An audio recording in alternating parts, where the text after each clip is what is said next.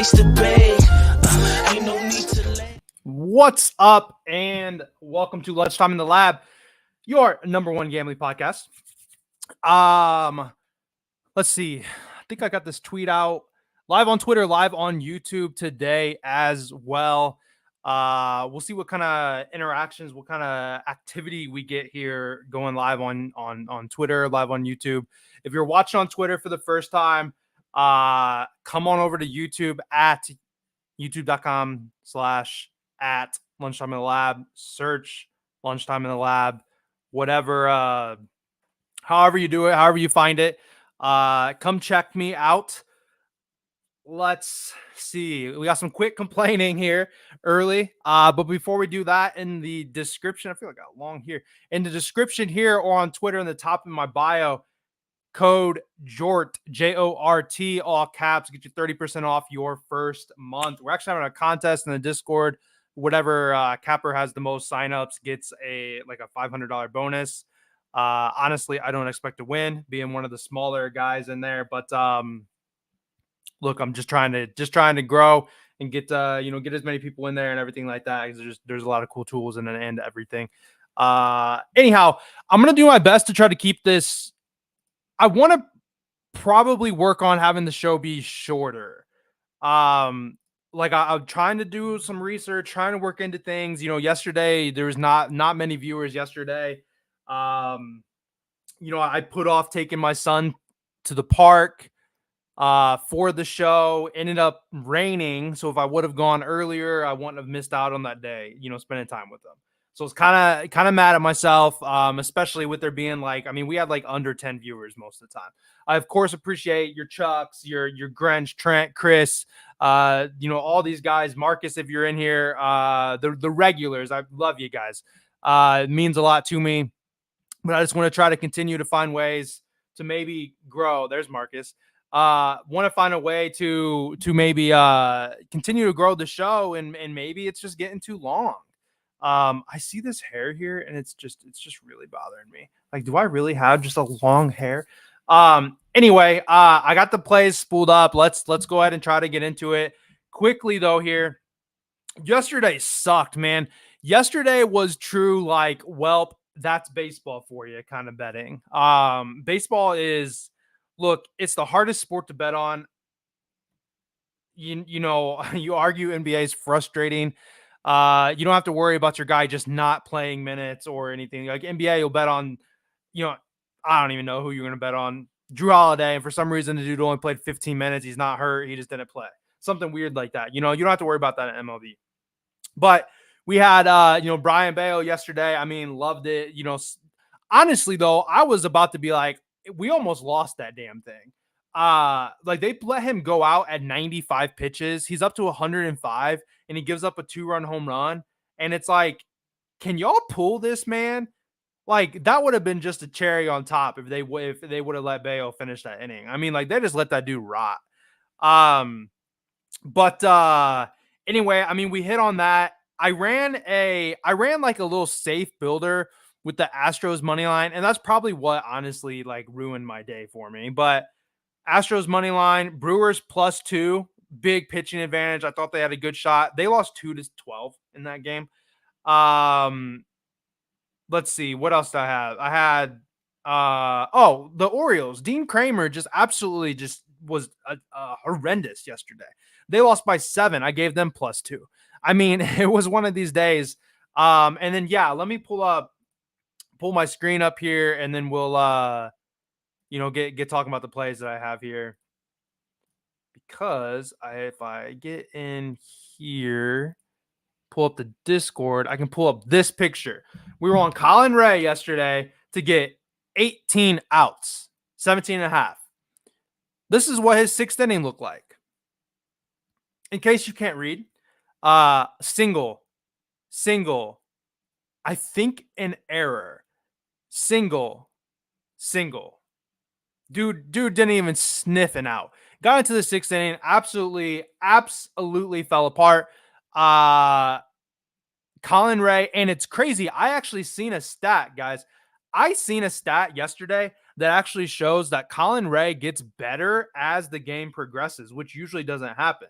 When he faces the third time around, like his ERA is really low. Like he actually gets a lot better the second, third time around. Whereas other teams, like we talked about Martin Perez recently, like he's good the first time around, second time bad, third time around he's got like a almost like a 10 or a 12 ERA or something like that. Colin Ray's on the reverse side. That should not have missed. We missed on Colin Ray. We missed on the Nick Lodolo. I mean, we're 6 minutes in. We'll get to plays here. Nick Lodolo. Honestly, that's I feel that's entirely on me. When I looked at the weather, it was not as bad as what it looked like, to be completely honest. And then all of a sudden, he's just dude's cruising, dude. Like he had like a 9 pitch first inning or something crazy, 3 strikeouts. Maybe it was like a 10, I don't know, something like that. Dude was cruising, went into the rain delay. Luckily, he came out, but then he just didn't look the same. They actually pulled him at 69 pitches, and he wasn't even really in trouble. He gave up a single, and then they pulled him. So I feel like we should have cashed on that one. Ended up losing look, we went 1-2. I lost like 2 point something in the Discord. I mean, I'm still up. I'm only up like 3 units for the month. I mean, it's just one of these months where it's like, man, baseball's rough right now. But let's get into it. Quickly to look at the weather. You got, this Baltimore and the Detroit game. They've got, they got some bad weather in it. You have, I'm going to be interested in this Twins game, but some of these games, like here you go right here. There's a 58% chance of rain at 8:30. So if they don't get this game going, this Orioles game could be in trouble. Same goes for the Tigers. 2 hours later, there's a 90% chance of rain. So there's definitely a lot of weather out there. It's still raining. There's a guy I talked to in the Discord in Cleveland. It's still raining in Cincinnati, but it should be stopping for that game. Everything else I think was pretty okay. You just got those couple games, and then looking at the ballpark pal, you have it's just some really good home run hitting environments. Join my no. But anyway, you got a 30% increase in Baltimore, wind blowing out in Baltimore, wind blowing out in Boston, wind blowing out in Cincinnati, almost a 40% increase. I mean, I think we can see a good runs in Cincinnati, which I think we'll talk about. Philly, wind blowing out, Chicago, wind blowing out, Mets, wind blowing out. If there's any kind of like same game parlays or anything, I think this Mets game, like honestly, you just take everybody. Take Alonso, take Francisco, take whoever. Like I think the Mets are going to kill him today. Wind blowing out in a lot of spots. I'm sure there's good home run opportunities and everything. 50 home runs yesterday, Trent. Yeah. So if you ran that bonus on DraftKings, you got a $50 bonus bet coming, which is pretty nice. Look, we can do a home run lotto at the end. I'm just kind of getting burned out on them because like I just feel like I'm not even sniffing. Like I post like, oh, like we'll do a giveaway on Twitter or whatever if this hits, and it's just like, look, we're like 4 months into the season now, and my ass hasn't hit one of them. Anyway, first play. And let me just say too, like I don't like days like today. There's 17 games on the slate today. I do not like that. In the NBA, I don't like it when there's like a full slate. I prefer the days where there's like 4 or 5.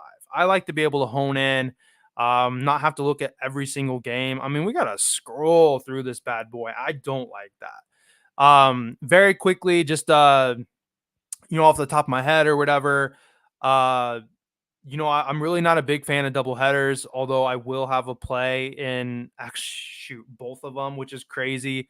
I guess just goes to show what today looks like.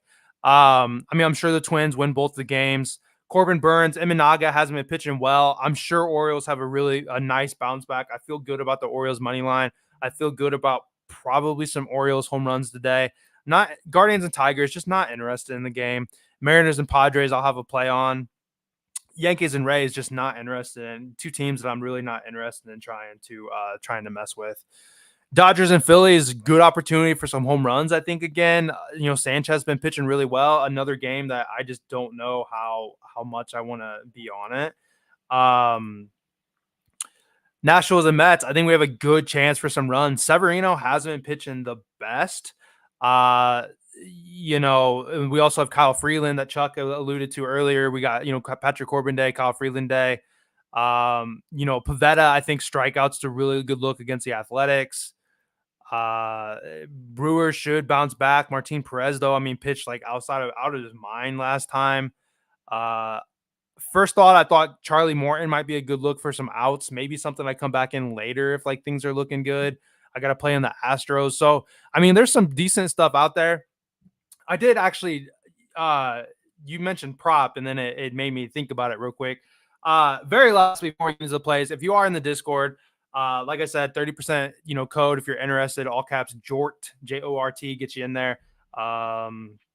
But I want to run the 10K challenge. Every day I wake up, I feel like I think about the 10K challenge. I'm interested in doing the 10K challenge, but I have 3 plays that I like today that, a third that I'm excluding because like I'm been feeling a little guilty about giving like so much to podcast, even though I know not that many people watch it. I mean, we got 15 people watching right now. What's 15 people to get every Discord play? Obviously, like there's a lot of people in the Discord that don't watch it, so not everybody knows that that's going on. But I do have obligations to obviously keep some of that stuff private. So I pulled one of those plays out, but I just have a really hard time doing the 10K challenge when all my plays are like plus 100. Like, what am I supposed to do about that? Chuck usually asks about a safe parlay or whatever. Like if I was going to run a 10K money line parlay, which is how I did it before, I got all the way to step 9, but that was also 2 years ago. I see a lot of people on hit props, but as soon as I do that, old boy goes 0 and 4. That's frustrating. You have walks, you have hit by pitches, you have all this random stuff that can happen to you. I gotta think that the Astros today and the Mets are a look for like a 10K challenge. Maybe I'll do it. I don't like to lose. In fact, like I sometimes I lose sleep over losing, so like I just hate to be like, oh, 10K challenge. Oh, we'll do it again tomorrow. We'll do it again tomorrow. Do it again tomorrow. Like anytime I lose a 10K challenge, I'm like, I'm done. I hate this thing. I'm never doing it again. So I don't know. If you're in the Discord, I might mess with it. Anyway, first play. Um, a lot of the odds today just sucked. A lot of the plays that I liked were minus 200, minus 180s. A lot of like having to have some juice reducer type stuff. So first off, in order to let's talk about Bailey Ober, I suppose, here real quick. Here he is. Okay, so on the year, he's over this in 9 of 17. Not fantastic. I mean, more than half away. He's over this in 6 of 10, 60% hit rate. Still pretty good. He's over this in 4 straight games. 18-18. He went a full 9 innings against Oakland. 19, pitching to the 7th. So 2 of the last 4, he's going to the 7th inning. Obviously, these are against bad teams. Detroit, Seattle, Oakland. Those are not very good hitting teams. The White Sox are not a very good hitting team. In the last 30, they've at the 24th worst batting average, almost last OPS, almost last OBS, WRC on the year. I mean, last on base percentage, last OPS, last batting average balls in play, almost last batting average, all the right handed pitchers. The White Sox bats are obviously not that good. You have to take that with a little bit of a grain of salt because Eloy Jimenez had been hurt. Luis Robert has been hurt. So when you look at, their history against them, I mean, like they're not, terrible against them, but you see these numbers be a little bit higher because, I mean, they have faced them, they're in the same division. So they're going to face them pretty often. They're kind of, they're fairly used to them. He went against them once already, May 1st. He went a full 6 innings against them. This is just a spot where the White Sox just aren't a very good hitting team. Even in this spot against the White Sox, let me see. He gave up 4 earned runs to the White Sox. He was still able to go, the full 6 outs. The little bit of like an extra handicap to this is that this is a doubleheader. This is the first game of a doubleheader, and this is where I like to target pitcher props. Uh because they're gonna want to save guys for the later game. They don't want to get themselves in trouble. They had a day off on Monday, I think. They were obviously off yesterday. The bullpen is going to be pretty fresh. But I don't think this is a spot where they are going to go out there and want to yank him, to be completely honest. He's thrown up to 103 pitches, 96, 89, 88, and 103 in these starts. Against the White Sox, he threw 82 and worked through that pretty easily in 18. You can see he pushes up to the 90s if needed. These times that he was out in 15, he was at 100 pitches at 15. The game was, I don't know if it was close or not. They were losing a lot of these spots.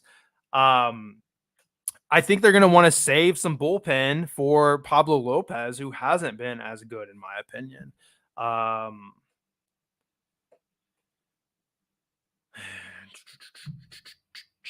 Let me see. Oh, second game.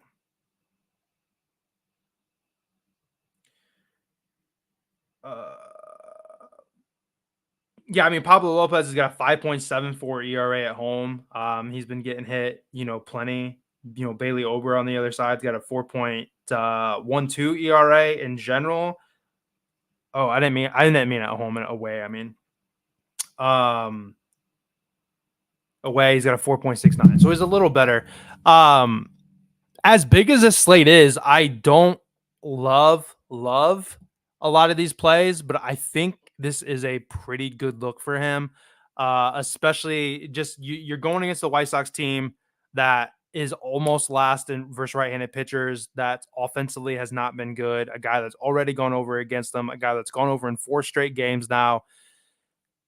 And it's a doubleheader, and I think they're likely to stretch him out more, so they don't have to use up, 3 or 4 arms in the first game, and then now they're hurting a little bit in the second game. As far as the juice reducer goes, I got the Mets over 3.5 team total. Their normal team total, or what the books are giving out or whatever, I think is at 5.5. Yeah, it's at 5.5, which is definitely in the line that I'm not interested in playing. So we're getting this at 2 runs under. Going against Patrick Corbin, thumbnail player of the day. Patrick Corbin is, not great. Dude that we love to fade. Most importantly here, versus a lefty. Let me see. Versus left-handed pitchers, the Mets have been just turning it up on the year. The 4th best batting average, 7th best on base percentage, 4th best OPS. And you can see it's just as high, now in the last 30, we got 7, 11, and 4. So they're the 7th best batting average against a left-handed pitcher. They're scoring a lot of runs. They have cooled off a little bit, but the history against Patrick Corbin, I mean, you got Pete Alonso's batting 326, 5 home runs against them. You have Francisco Lindor, 316, 3 home runs against them. I mean, look, I think Lindor Alonso's got to be a guy we take for a home run today. McNeil bats 270, Vientos 400, Nemo 282. So these guys are very, very familiar. You can see Lindor's faced them 38 times, McNeil 37, Alonso 46, Iglesias 13. There's a lot of familiarity. Bader 12. A lot of familiarity with him, which leads to him getting rocked. Let's see, earned runs. He faced them on June 5th. He gave up 6 runs in just 5 innings pitched. A month and 35 days ago, something like that. The Mets are hitting the ball really well. We need them just to score 4 runs against, honestly, one of the worst pitchers in the league, in Patrick Corbin. So that's how we're utilizing him. That's how we're gonna fade him. I just really wasn't interested. It's like minus 130 for the over 2.5 runs. I'm sure. I think they probably get to it. Let's look at that. The first 5 team totals have just, honestly, they just haven't been overly good to me recently. So it's, what do they say? The definition of insanity is doing the same thing over and over and expecting different results. Where's this game? I'm sure I could go back and look, but these first 5 team totals have not been fantastic for me. Um, oh, it's over 3.5. Man, like that's disgusting. So, I mean, that makes you feel a little better. They got over 3.5 at plus 120, but they have it juiced to the under at 3.5. I don't know if I've hardly ever seen a 3.5, unless it's like a Dodgers against like a real bad team kind of thing. But Patrick Corbin's got a 5.49 ERA. He's 1-8. Let's see, they're away. Yeah, they're away. He's got a 5.37 ERA. He's 1-5, a 1.57 WHIP. He has given up 3, 4, and 3 in his last 3 starts. Had a couple good games. Then gave up the 6 to the Mets, 2 to Cleveland, 4 to Seattle, 8 to Minnesota. I mean, it goes on and on. So I think that's how we utilize Patrick Corbin Day is using the Mets team total as the first 5 is juiced to holy hell over the 3.5, like I would normally like to do. And I'm not really keen on playing his under outs because they do let the guy kind of wear one, and he's already got an inflated ERA. What's it matter? Like a lot of these games where he gave up 8 to Minnesota, he still went 6. Gave up 4 to Seattle, still went 6. He gave up 3 to the Padres, still went 7. So he still goes pretty deep even though he gets hit. So I like the team total. So the first play is this one here. Bailey over 17.5. And then the Mets alternate team total over 3.5 is going to get us a plus 102. This is my style of play in the Discord. This is what, if you've been with me a while, this is what you normally expect to see. Second play. These last two might be kind of controversial. I'm not going to lie. Like I said, I did keep one of the plays away. I have another play where it's another person to get outs and another team total that I think is going to be beneficial for us today. But like I said, I've been growing a conscience about giving every ounce of plays, to the podcast. Got to try to keep some of them behind that quote unquote paywall type thing. So we're gonna roll with these other plays that I do like. We can talk about the Royals, I guess, just real quick, because there's really not a whole lot of a handicap that you can have when you're looking at a money line. Obviously, if we have the early up promo, I mean, this would be fantastic for it. But this is going to be the second game of the doubleheader today. I'm pulling this game up here. We got Michael Wacha going against a rookie. The rookie's getting called up. I don't know where the hell? Let's see. Sorry, I can't. There it is. They still got Sonny Gray. Oh, now he's not. They had Sonny Gray listed. He's got pushed to tomorrow. It's Gordon Graceffo or something like that. The guy did come in to relief against the Reds on June 29th. He threw 4 innings after, somebody only went 4. I think Sonny Gray had got killed. They brought him in like, hey, go finish this game. And he did okay with it. But I think in this spot, we have a rookie making his first ever start against the Royals, who the Royals have been, underperforming. Although in their last game, they did just put up a 10 spot. The Royals still, in my eyes, one of the best offensive teams. I think the Royals at plus 110 against the Cardinals, who had a heck of a time hitting there for a while. I think the Royals just have the edge, to be honest. Michael Wacha has given up just 3 runs in his last 3 starts, 1, 1, and 1. And then before then, he had 2, 2, and 2. So in his last however many starts, he's given up 1 run, 1 run, 1 run, 2 runs, 2 runs, 2 runs, 1 run, and 3 run going all the way back to May 9th. He's been good. Away, he's got a 3.94 ERA, which is obviously not terrible. I mean, it's in the threes. In July, he's got a 1.50 ERA. In the 2 games that he pitched in June, he had a 1.74 ERA. He must have got hurt. I don't remember him getting hurt, but he's been good. He's been good, and going against a rookie pitcher, I feel like this is a great spot and a great like value type spot to just grab the Royals. Just trying to see here. Cardinals got a decent bullpen currently. Where are the Royals at? Oh. So Royals bullpen's not as strong, but Michael Wacha doesn't generally go deep into the game. So I feel good about him being our second play, the plus 110. Before we do the third play, you can see it. Before we talk about it, make sure you do me a favor, like the video, subscribe to the video, do all that stuff. I am gonna have I'm gonna put out another play of the day type video too. I mean, you guys are seeing it. It's gonna be this play right here. I've already got the thumbnail pulled up, made for it. I'm gonna record it after this, have that same talk. It's gonna be that Bailey over and the Mets over 3.5, team total. That's gonna be my, pick of the day type thing or whatever. I'm trying to stay strong to that series on YouTube. Last night I did a, hey, comment on this video, and somebody that comments, if it hits, I'll give somebody $25. I was able to do that, yesterday. So if you guys, follow me on Twitter, make sure you hop in there. I'll do the same thing. I'll talk about it again, but get in there, like it, comment. If you guys are watching this recorded and, obviously not live, you're watching this later on because you missed it, bad timing or something like that. Make sure you, hit the, bro, get out of here.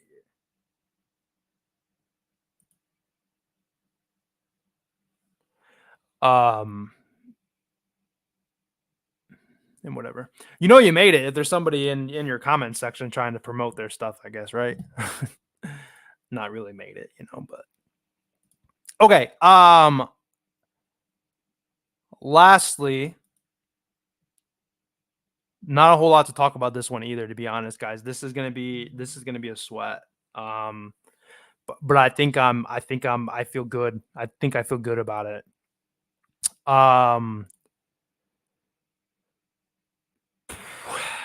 Okay, this is unusual, right? This isn't something you normally see from me. He's hit this in 33% of his games, 6 of 18. If we look at him away, he's under this in 50% of his games. It's Bryce Miller under 16.5 outs. Of course, I'd like it to be a 17.5. It opened at 16.5, moved to 17.5, and then it came back down. I missed it. But this is a spot where, first off, Logan Gilbert went 7 innings, 7.1 innings yesterday, and they had a day off the day before that, if I'm not mistaken. Let me see here. Yeah, so look at this bullpen. Chuck, no, to be honest, Chuck, we can look at that in a second. I think you're in the Discord though, right, Chuck? Because I do have a play like to fade him. Anyway, they had a day off on Monday. They only threw 2 guys on Tuesday, and I mean, they threw 17 pitches as a bullpen unit.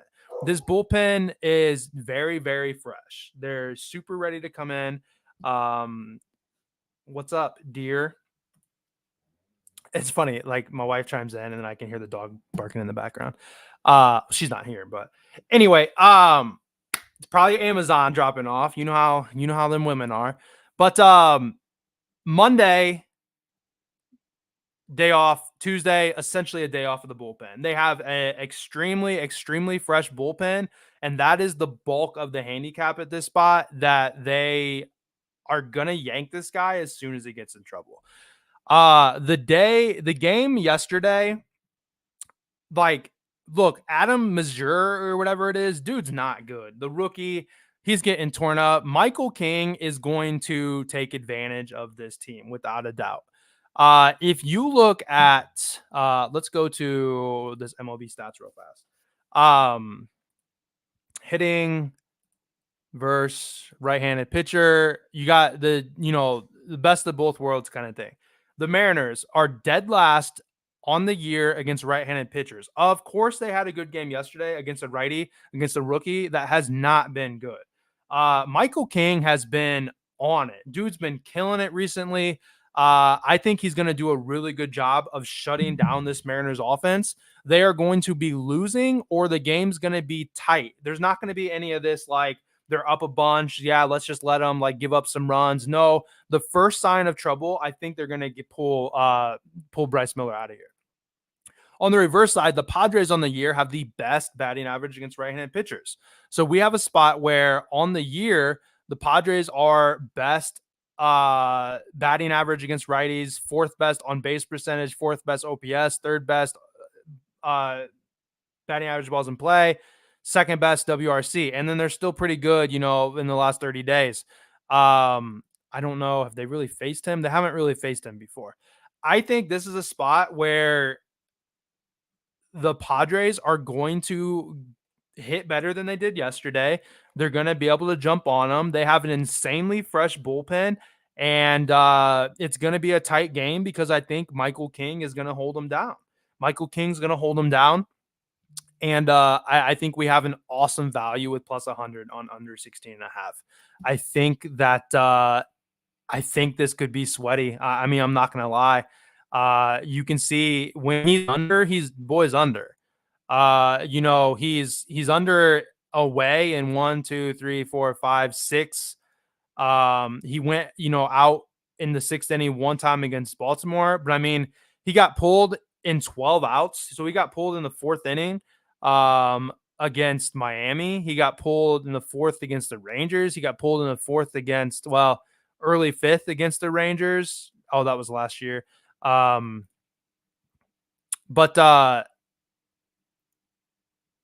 like I said, it's going to be sweaty. He might come out into the sixth inning, and we're gonna be hoping that they continue to get to him. Let's see, pitches thrown, and he doesn't throw a lot of pitches. He's high 80s, mid 90s or so. I mean, you can see him up there in 100 every once in a while, but this is going to be a tight game. I don't think the need to stretch him to force him to go deep is going to be there. So I wish this is one where I could say is over at 10 straight, blah, blah, blah. But it's not. So kind of a different podcast today. I feel really good about this play here. This is going to be the pick of the day. Royals money line, Bryce Miller under 16 and a half. If you're in the Discord, obviously, wait until I give some of these plays out. What's going to be official or whatever. Quickly, Chuck, about Freeland under 17 and a half outs.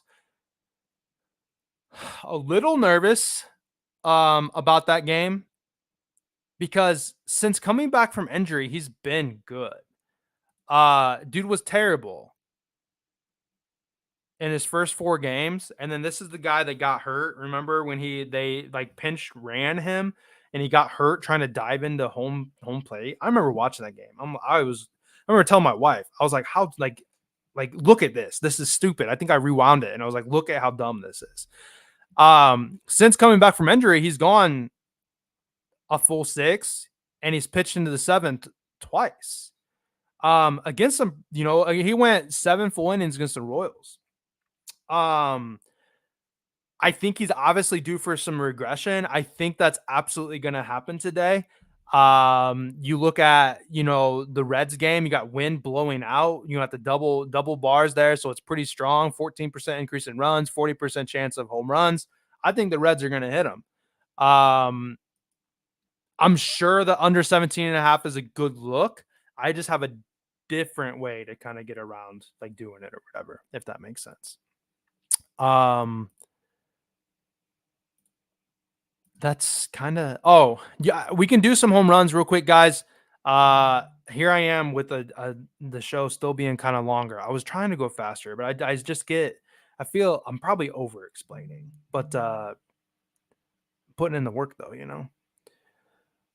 Okay, we can talk home runs real fast if anybody has any. Like I said, I think that we need to take either Alonso or Francisco Lindor because they both hit him really well. I would lean Alonso because the guy's going to be the home run derby. Like I said, we've only got, 4 or 5 more days until the All-Star break. I would lean Alonso. I think somebody said something about Gunnar earlier. But we do have potential rain issues we have to, worry about. But uh, Baltimore, somebody in Baltimore is probably a pretty good look. Somebody in like possibly like a Minnesota, a Twins player on the 2 o'clock game.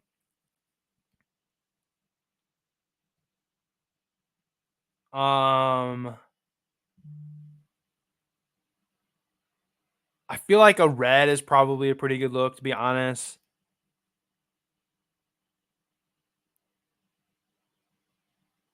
And then like the Phillies is a small ballpark, winds blowing out to left field type of thing. So like a righty. I mean, not necessarily, but Quan's been like Quan will hit a home run, but like he's who just Jose Ramirez was just announced in the home run derby. We could go with Ramirez.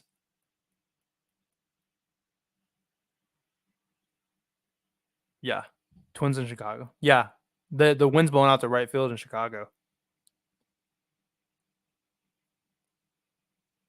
We could go with Jose Ramirez. We got some wind blowing out. I mean, nothing crazy in Detroit. Wasn't that one of the games that might get rained out, though? Didn't I say? Yeah, I don't know. I probably want to stay away from that game.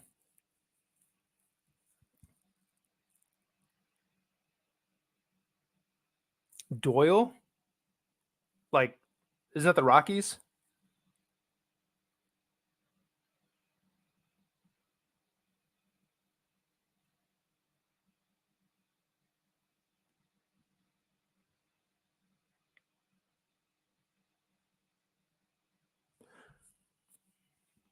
Um,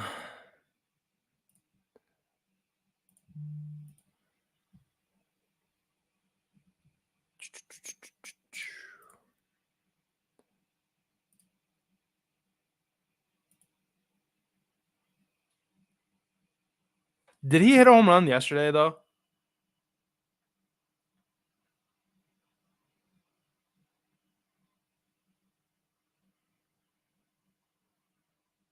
Where's it at? Where's it at? Where's it at? Where's it at? Where's it at? But there's so many games that you have to like scroll through to find the one that you want to look at.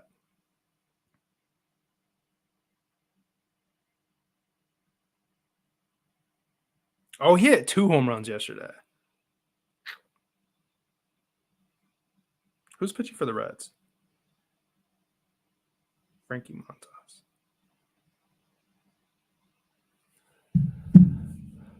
I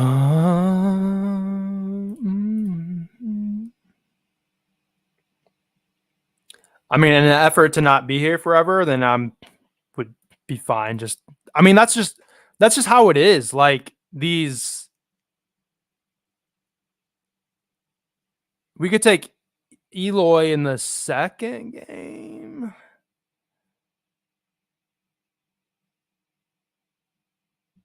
Yeah, that's fine. Like I said, we hit so many I spend so long on this sometimes, and it's just like it's honestly just so difficult to do.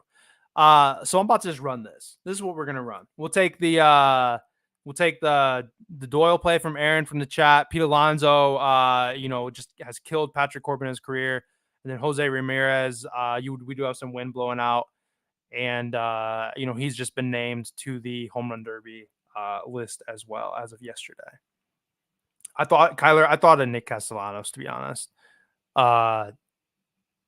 would be a good sub of these three if you wanted to do that.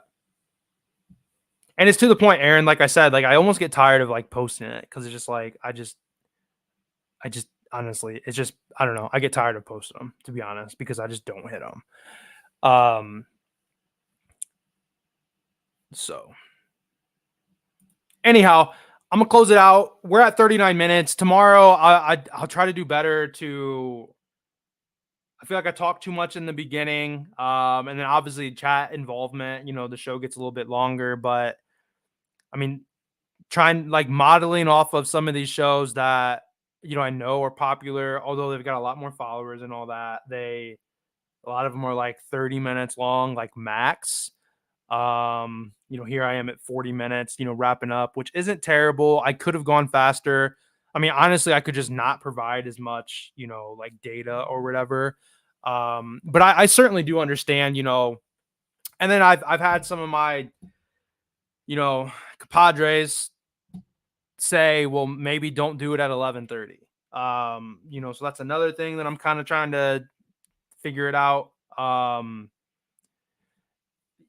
If there was a better time, but my wife's off work at 4:30. There's certain days that I have better availability than others, but like I can't do it late, and then someday there's day baseball on some days. So doing it early does make sense because you can get in on day baseball. Um